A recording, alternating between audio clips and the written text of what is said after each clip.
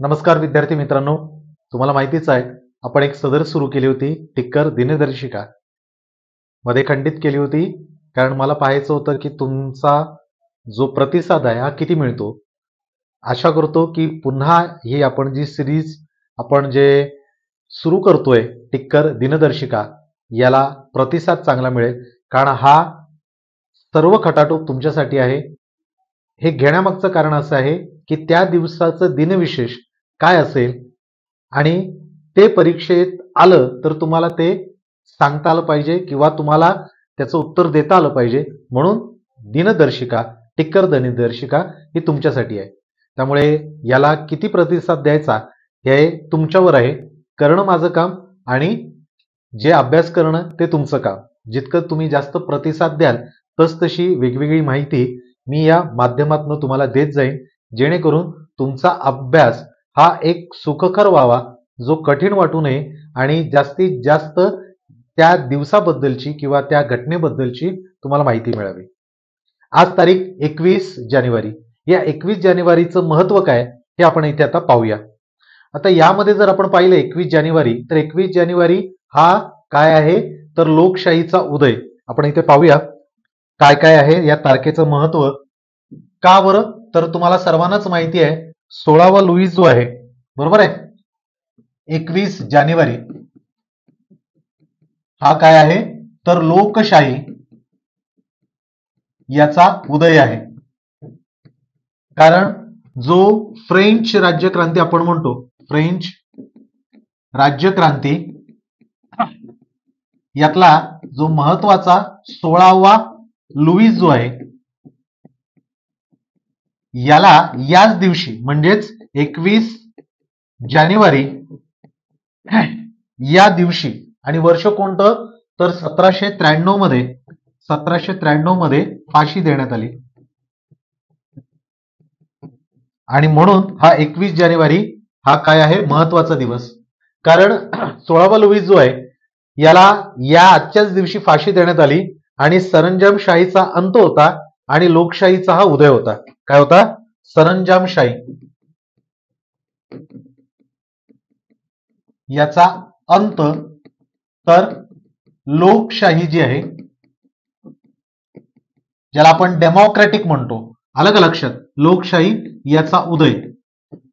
French भाषेमध्ये डेमॉस म्हणजेच लोक आणि त्यांनी जे एकत्रित केलेलं आहे त्याला डेमोक्रॅटिक, आलं का लक्षात. हा शब्द आणि ही जी रचना म्हणजे आपण जी लोकशाही बद्दलचं म्हणतो डेमोक्रॅटिक, याबद्दलची जी काही संकल्पना आहे ती इथूनच येते, आलं का लक्षात.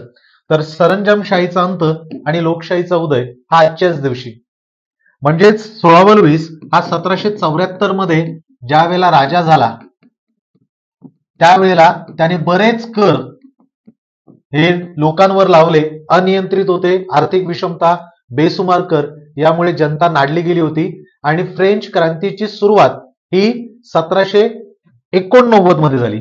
फ्रेंच राज्यक्रांती जी आहे याची सुरुवात ही कधी झाली तर 1789 मध्ये. काय बरं? बॅस्टिल किल्ला जो आहे या किल्ल्यावर काय केलं? हल्ला करून झाला. काय झाला? हल्ला. कळलं? काय बरं? कळलं का? हल्ला जो झाला बॅस्टिल किल्ल्यावर, या किल्ल्यावर हल्ला करून काय झालं? फ्रेंच राज्यक्रांतीची सुरुवात झाली. ओके. आता बॅस्टिल डे हा तुम्हाला माहिती आहे 14 जुलै आणि त्याच वेळेला महत्वाची घटना काय घडली होती आपल्याकडे 14 जुलैला ज्या वेळेला नरेंद्र मोदी गेले होते कुठे? फ्रेंच. बॅस्टिल डे जिथे साजरा केला जातो त्यावेळेला चंद्रयान 3 हे प्रक्षेपित झालं होतं. ओके, ही पण लक्षात ठेवा. ओके, हा बॅस्टिल किल्ला.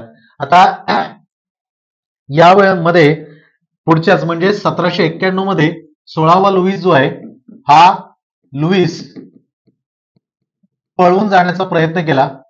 पळून जाण्याचा प्रयत्न आणि या प्रयत्नामध्ये काय करण्यात आला? हा पकडला गेला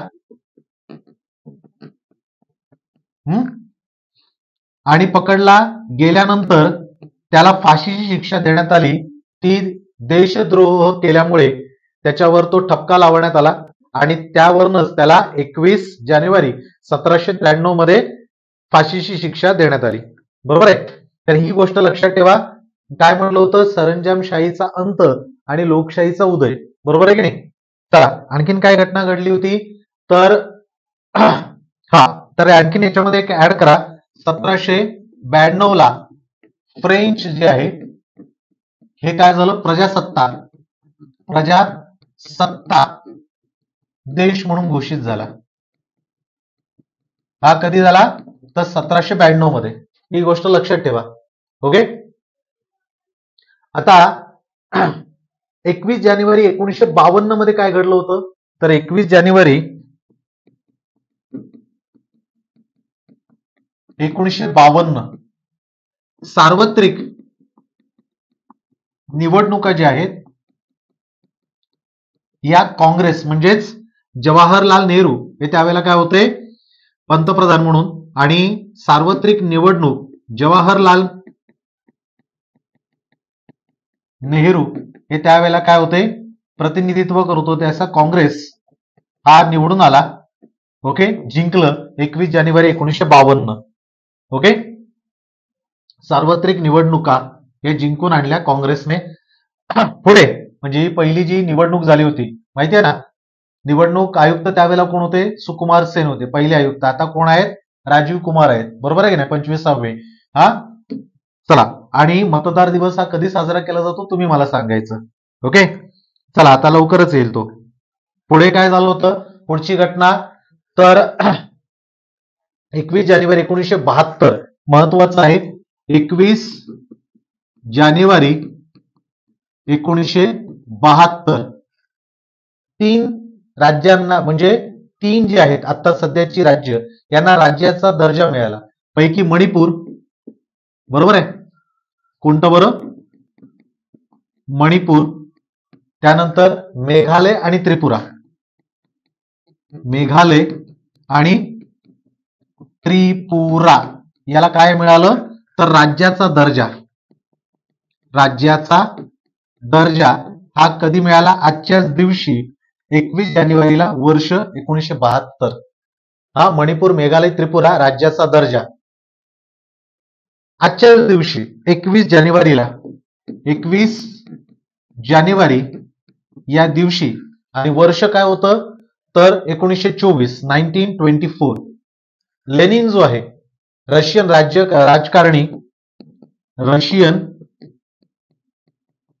राजकारणी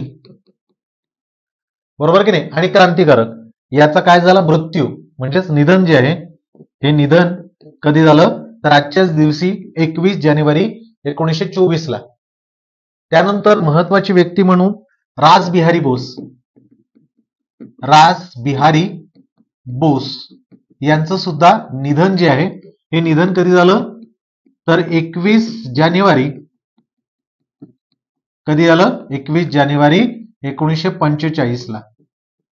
बरोबर आहे. रासबिहारी बोस यांनी काय स्थापन केलं होतं हे तुम्ही मला कमेंट्स मध्ये सांगायचं आहे रासबिहारी बोस यांच्या बाबतीतलं.